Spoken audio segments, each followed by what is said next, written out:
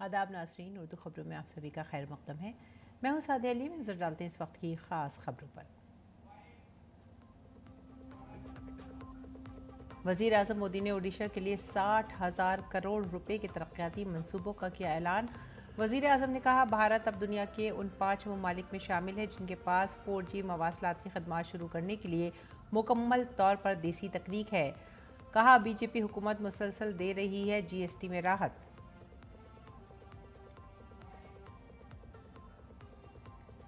मरकजी वजीर दाखिला अमित शाह ने बिहार के अररिया में बीजेपी कारकुनों को बताया जीत का फार्मूला। अक्सरियत के साथ दोबारा NDA की हुकूमत बनाने के अज़्म का किया इयादा। कहा, जंगल राज दोबारा नहीं आने दिया जाएगा। NDA दरअंदाजों को चुन चुन कर निकालने के लिए है पुरअज़्म।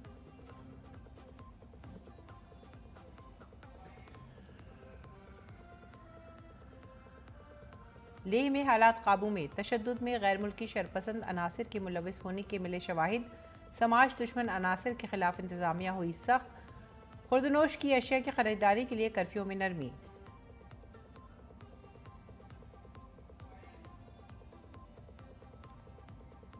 बरेली में रूनुमा हुए तशद्दुद के मामले में बड़ी कार्रवाई। मौलाना तौक़ीर रज़ा समेत 8 शरपसंद अनासर गिरफ्तार। 14 दिन की अदालती हिरासत में भेजा गया। 39 दीगर भी हिरासत में। इंतजामिया की अफवाह फैलाने वालों पर सख्त कार्रवाई।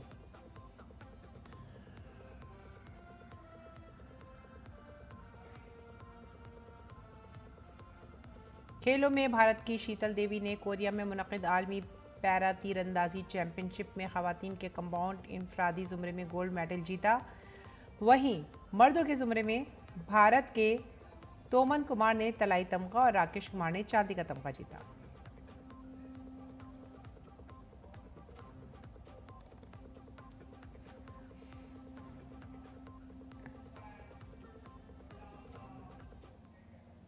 खबरें अब तफसील से। वज़ीर आज़म नरेंद्र मोदी ने ओडिशा के झारसुगुडा से 60,000 करोड़ रुपए से ज़्यादा के तरक्याती मंसूबों का इफ्तिताह और संग बुनियाद रखा। टेली मवासलात के शोबे में वज़ीर आज़म ने 37,000 करोड़ रुपए की लागत से देसी टेक्नोलॉजी का इस्तेमाल करते हुए बनाए गए 97,500 से ज़्यादा 4G मोबाइल टावरों का इफ्तिताह किया। इससे दूर दराज सरहदी और बाएं बाजू के इंतहा पसंदी से मुतासरा इलाकों में गैर मुंसलिक देहातों को जोड़ने में मदद मिलेगी।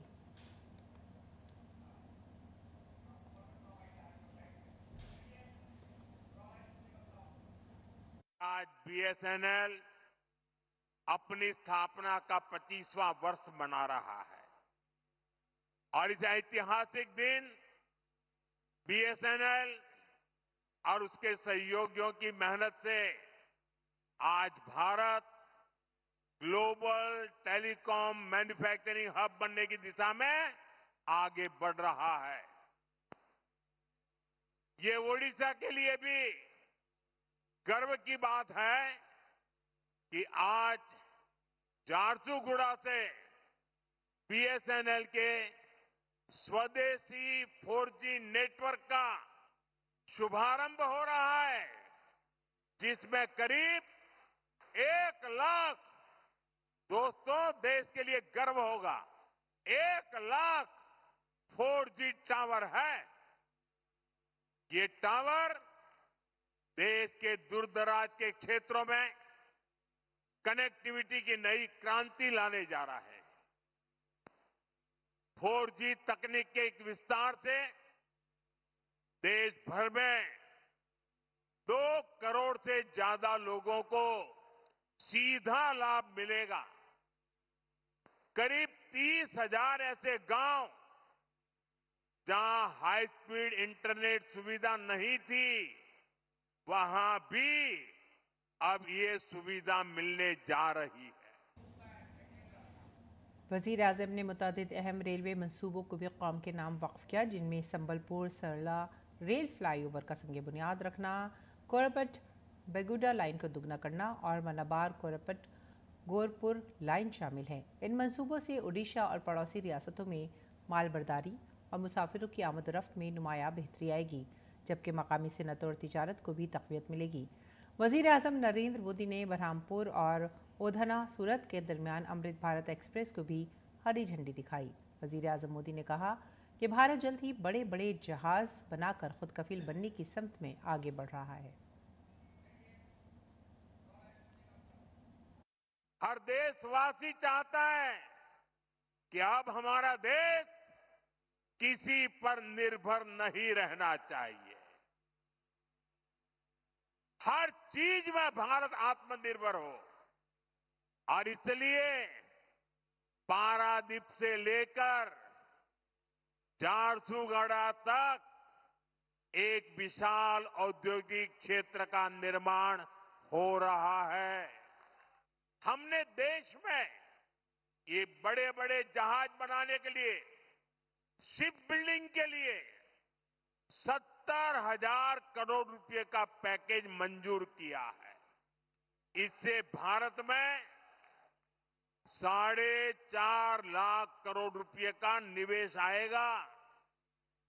ये पैसा स्टील, मशीनरी, इलेक्ट्रॉनिक्स और मैन्युफैक्चरिंग से जुड़े अनेक छोटे, लघु, कुटीर ऐसे उद्योगों तक पहुंचने वाला है।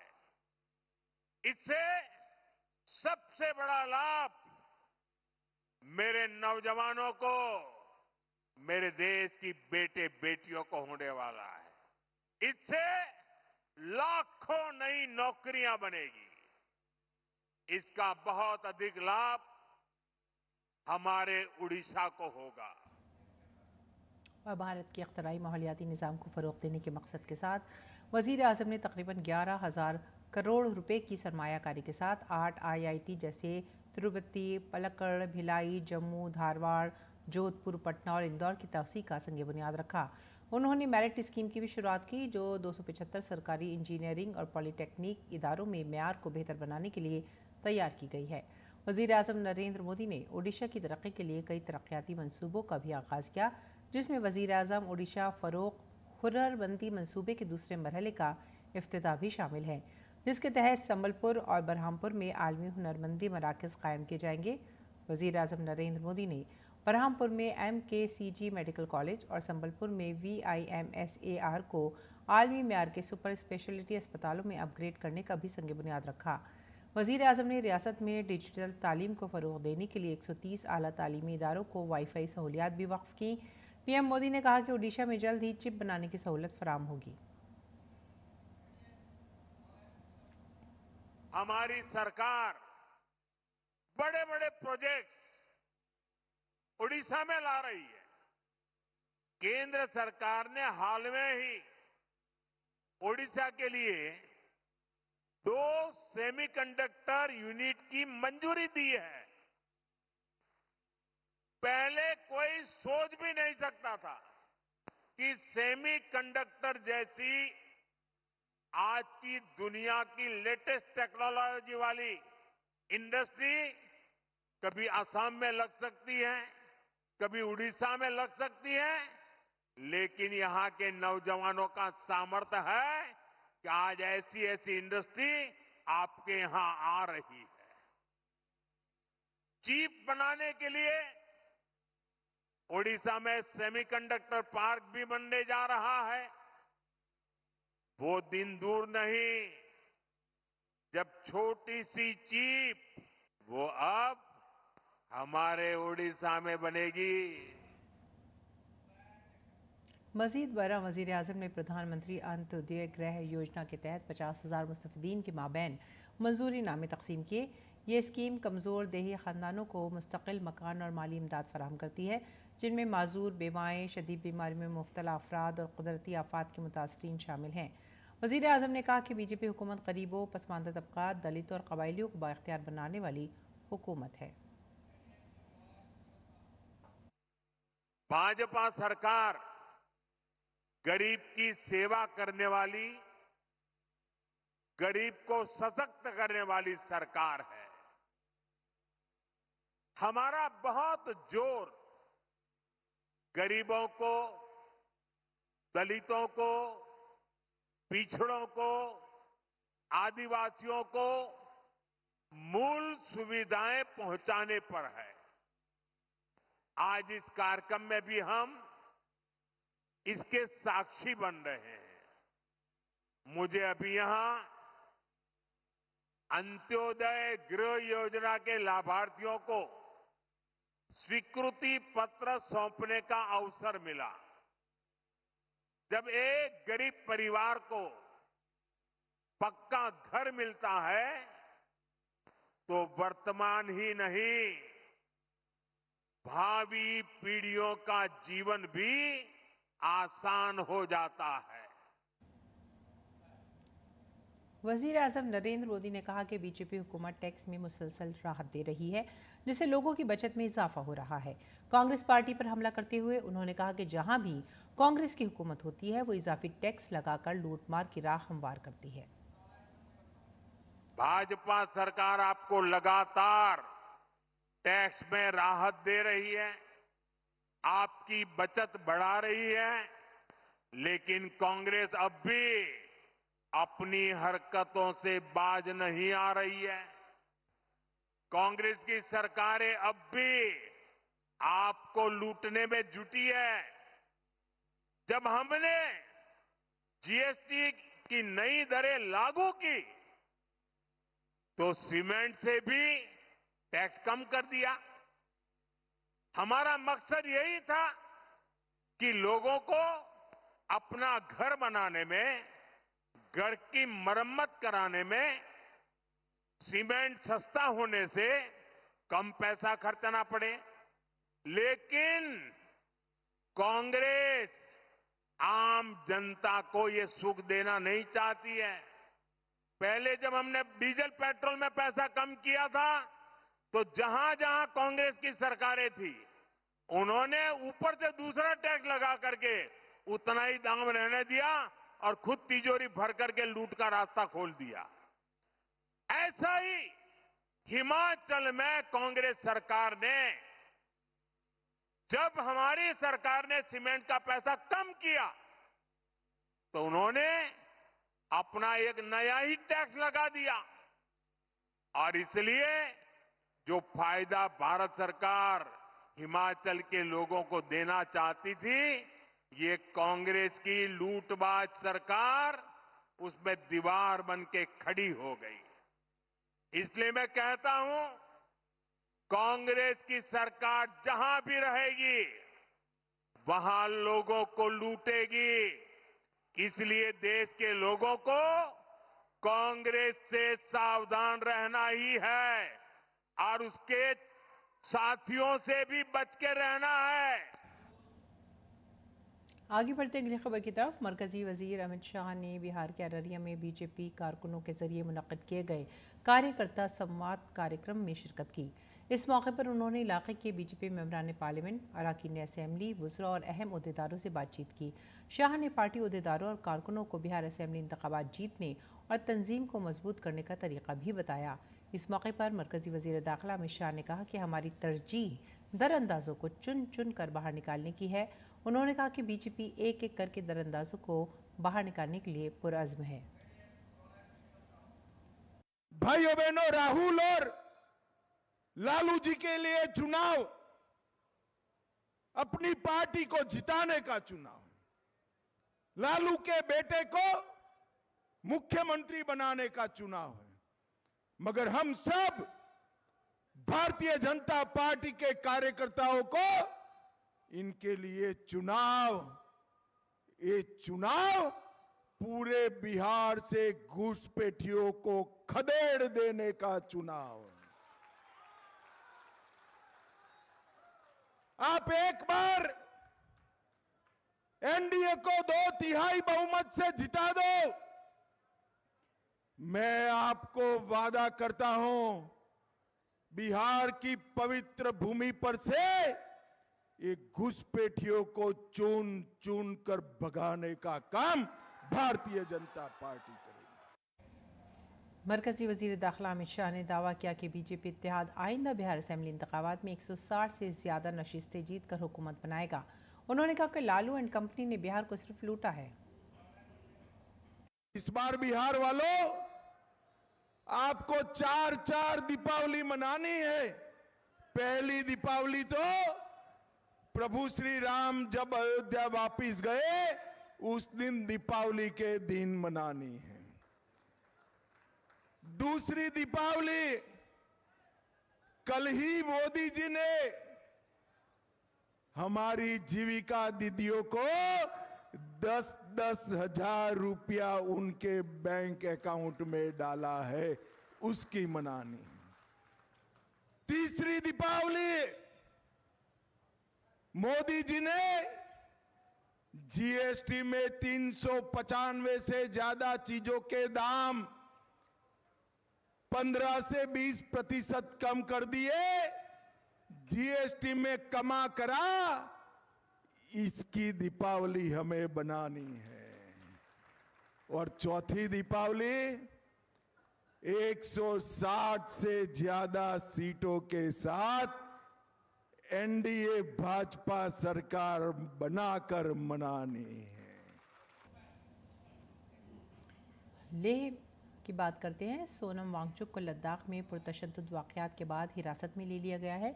मामले की तफसीलात बताते हुए लद्दाख के police director general SD Jamwal ने कहा कि यूट्यूब और सोशल मीडिया के ज़रिए लोगों को मुश्तल करने की उनकी तारीख है, और उन्होंने मज़ीद कहा कि उनके खिलाफ FCRA के खिलाफ वर्जी का मुकदमा भी ज़ेर इल्तवा है। मुतअद्दिद एजेंसियाँ इन मामलात की तहक़ीक़ात कर रही हैं। देखिए, कुछ इन्वेस्टिगेशन जो हम अभी तक आपको बता सकते हैं, कुछ ऑब्वियसली हम नहीं बता पाएंगे क्योंकि उसमें एक प्रोसेस चल रही है। जो सोनम वांगचुक का है, अगर आप देखें इनका प्रोफाइल और एक इनकी हिस्ट्री रही है, ये सारा कुछ आपको यूट्यूब में अवेलेबल होगा। जिस किस्म से इंस्टिगेशन वाली उन्होंने बातें की हैं, अरब स्प्रिंग की बात की है, या नेपाल या बांग्लादेश या श्रीलंका की जो इंस्टिगेट करने के लिए उनका एक अपना एजेंडा है। जहाँ तक आपकी फॉरेन फंडिंग की बात कर रहे हैं, उसके ऊपर ऑलरेडी प्रोसेस चल रही है। FCRA की वायलेशन का कितना वहाँ पे है। हमने पिछले दिनों जब चलो इस प्लेटफॉर्म में बता देता हूँ, हमने एक पाकिस्तान PIO भी पकड़ा था जो इनके साथ उनकी रिपोर्टिंग करके अक्रॉस भेज रहा था। उसके भी एक हमारे पास रिकॉर्ड है। हमारे पास इनकी जो विजिट्स हैं, जैसे पाकिस्तान में डॉन की इवेंट इन्होंने वहाँ पे जाके किया, उसके बाद बांग्लादेश में, तो ये सारा एक बहुत बड़ा क्वेश्चन मार्क है इनके ऊपर। और इसके बीच में डिफरेंट एजेंसीज जो हैं जिनका ये काम है, वो ऑलरेडी इसमें इन्वेस्टिगेशन कर रही हैं और उसमें एक्शन लेंगी। और लद्दाख में रूनुमा हुए तशद्दुद में गैर मुल्की अनासिर के मुलविस होने के शवाहिद सामने आए हैं। रियासती पुलिस के director general SD Singh Jamwal ने कहा है कि तहक़ीक़ात के दौरान 3 नेपाली शहरियों के मुलविस होने के शवाहिद मिले हैं। ये एक इन्वेस्टिगेशन का विषय है, पर जिस दिन हमारे जो फर्स्ट डे जिस दिन इंजर्ड जो लोग जब शिफ्ट किए गए, उसमें 2 नेपाली जो हैं बुलेट इंजरीज है, 2 की शायद 3 जो है वो नेपाली नेशनल यहाँ पे हॉस्पिटल में एडमिट थे। उसके बाद में हमने कुछ और लोग जो किए, उसमें से उनकी वेरिफिकेशन के बाद शायद 3-4 और ऐसे तत्व निकले हैं। 3 तो कंफर्म्ड हैं जो कि नेपाल नेशनल थे और जो हॉस्पिटल में एडमिट रहे हैं। और लद्दाख में तशद्दुद एक मनसूबाबंद तरीके से किया गया, जिसमें बैरूनी शरपसंद अनासर शामिल थे। रियासत के डायरेक्टर जनरल ऑफ पुलिस ने कहा है कि लद्दाख को रियासत का दर्जा देने के मुतालबे पर 26 सितंबर को मुकर्ररा मरकज़ी हुकूमत के साथ मीटिंग से पहले ही कुछ ग्रुपों ने एहतजाज को हाईजैक कर लिया। 5000 से ज़ायद शरपसंद अनासर एहतजाज में शामिल हुए और सरकारी इमारतों, सियासी जमातों के दफातर और हिफाजती दस्तों पर हमले शुरू कर दिए। इन हमलों में कई हिफाजती अहलकार ज़ख्मी भी हुए हैं। एक अनशन शुरू किया गया और उस अनशन को प्लेटफॉर्म बनाया गया जिसमें इस किस्म के तत्व जो हैं उनको बुला के इनवाइट करके और एक यहाँ का जो एक पीस और जो लॉ एंड ऑर्डर का एनवायरनमेंट था उसको विशेड करने की कोशिश की गई। जबकि 25 और 26 को एक प्रिलिमिनरी टॉक्स ऑलरेडी प्लान थी दिल्ली में और यहाँ के जो लीडर्स थे दोनों ग्रुप्स के वो जाने वाले थे। सरप्राइजिंगली 24 तारीख को एक बहुत बड़ा यहाँ जो ग्रुप इकट्ठे हो गए और उसमें नॉर्मल जो ग्रुप तो थे ही थे, उसके साथ ही साथ उसमें काफ़ी एंटी सोशल एलिमेंट्स जो हैं वो ज्वाइन किए और सडनली जो ये ग्रुप जो है 5-6 हज़ार के लोग जो हैं उन्होंने जो है मार्च किया और बाहर जो जितनी भी यहाँ की गवर्नमेंट बिल्डिंग्स हैं, एस्टेब्लिशमेंट्स हैं, पॉलिटिकल पार्टीज के ऑफिस हैं, उनको बड़े मैसिव तरीके से डैमेज किया, स्टोन पेल्टिंग की।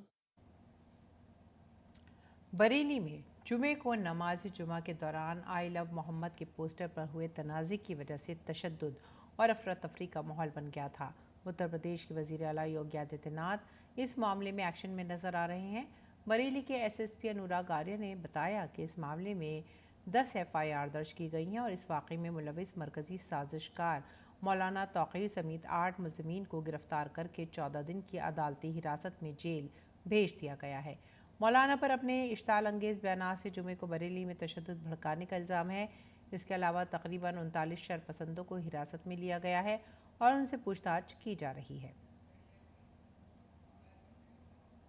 तक कुल 10 एफआईआर दर्ज की गई हैं, जिसमें थाना कोतवाली में 5 एफआईआर दर्ज की गई हैं, थाना बारादरी में 2 एफआईआर दर्ज की गई हैं, थाना किला प्रेमनगर और कैंट में 1-1 एफआईआर दर्ज की गई है।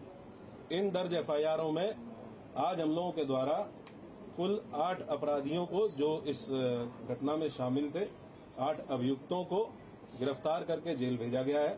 उनके नाम मैं आपको पढ़ के बता देता हूं। मौलाना तौकीर रजा, सरफराज पुत्र सलीम, मनीफुद्दीन पुत्र जरीफुद्दीन, अजीम अहमद पुत्र नसीम अहमद, मोहम्मद शरीफ पुत्र मोहम्मद अहमद, मोहम्मद आमिर पुत्र मोहम्मद जाहिद, रिहान पुत्र राजू और मोहम्मद सरफराज पुत्र समीम। इन 8 लोगों को आज हम लोगों के द्वारा गिरफ्तार किया गया है। और एसएसपी अनुराग आर्या ने बताया कि तमाम मुल्जिमान की सीसीटीवी फुटेज और दीगर जराए से शिनाख्त की जा रही है। उन्होंने ये भी बताया कि तशद्दुद के दौरान 22 पुलिस एहलकार जख्मी हुए हैं।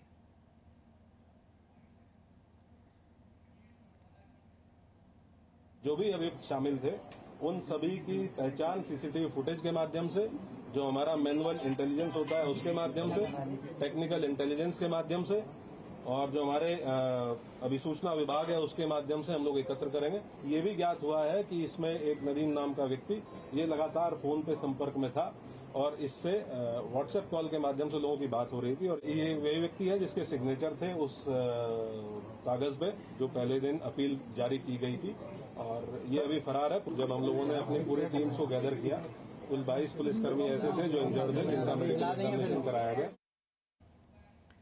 वज़ीर आला योगी आदित्यनाथ ने लखनऊ में उत्तर प्रदेश विजन 2047 प्रोग्राम में खिताब करते हुए जुमे को आई लव मोहम्मद पोस्ट से होने वाले तशद्दुद के हवाले से सख्त पैगाम दिया है। उन्होंने कहा कि हुकूमत ने ज़ात पात या मजहब के नाम पर तशद्दुद भड़काने वालों के लिए बुलडोज़र तैयार कर रखा है। उन्होंने मुजाहिरीन को खबरदार किया कि कानून शिकनी करने वालों को बख्शा नहीं जाएगा। जो जाति के नाम पर भड़काते हैं भावनाओं को, परिवार के नाम पर दोहन करते हैं, इन्हीं के लिए हम लोगों ने बुलडोजर बनाया था। तो मौलाना भूल गया कि शासन किसका है। वो ये मानता था धमकी देंगे और हम जबरदस्ती जाम कर देंगे। हमने कहा जाम नहीं होगा, कर्फ्यू भी नहीं लगेगा। और हम इसी बात को कह सकते हैं कि 17 के बाद हमने कर्फ्यू भी नहीं लगने दिया, लेकिन ऐसे बैरियर को चुन चुन करके वे जिस प्रकार की भाषा को समझते थे उस प्रकार की भाषा से उनको समझा करके उसको उसकी सजा दिलाने का काम भी किया है। साबिक समाजवादी पार्टी हुकूमत पर हमला करते हुए योगी ने कहा कि पिछली हुकूमत ने फिसादियों को वजीर आला की रिहाइशगाह पर मदऊ करके उनकी इज्जत अफसाई करी। फिसादियों के मेहमान नवाजी होती थी और हुकूमत पेशेवर मुजरिमों और माफिया को सैल्यूट करती थी। उत्तर प्रदेश को बीमारू बना दिया था। परिणाम क्या था? दंगे होते थे, दंगाइयों को मुख्यमंत्री आवास में बुला के सम्मानित किया जाता था, दंगाइयों की आवभगत होती थी और पेशेवर अपराधी और माफियाओं के सामने सत्ता सैल्यूट करती थी। आज परिणाम क्या था? 17 में आते आते उत्तर प्रदेश न केवल बीमारू था बल्कि उत्तर प्रदेश के नागरिकों के सामने पहचान का संकट भी था। रेलवे के वजीर अश्विनी वैष्णव ने आज सूरत के सारवली में बुलेट ट्रेन मंसूबे का मुआयना किया। उन्होंने बताया कि बुलेट ट्रेन मंसूबे का पहला सेक्शन सूरत में बलिमोरा तक होगा। उन्होंने कहा कि ये साल 2027 शुरू कर दिया जाएगा। इस स्टेशन की मुनफरिद खुसूसियात ये हैं कि सूरत का एक स्टेशन है जहां तमाम ट्रेनें रुकेंगी और ये एक बड़ा स्टेशन है। बुलेट ट्रेन प्रोजेक्ट का जो सबसे पहला सेक्शन खुलेगा वो है सूरत से बिलीमोरा। सूरत से बिलीमोरा का आज स्टेशन का और ट्रैक लेइंग का काम का सब देखा मैंने, बहुत अच्छी प्रोग्रेस है और विशेषकर जो ट्रैक का जो काम है उसमें कई नई टेक्नोलॉजीज लेके आई गई है। और इसी के साथ ही आप हमारी पूरी टीम को दीजिए इजाज़त। आदाब।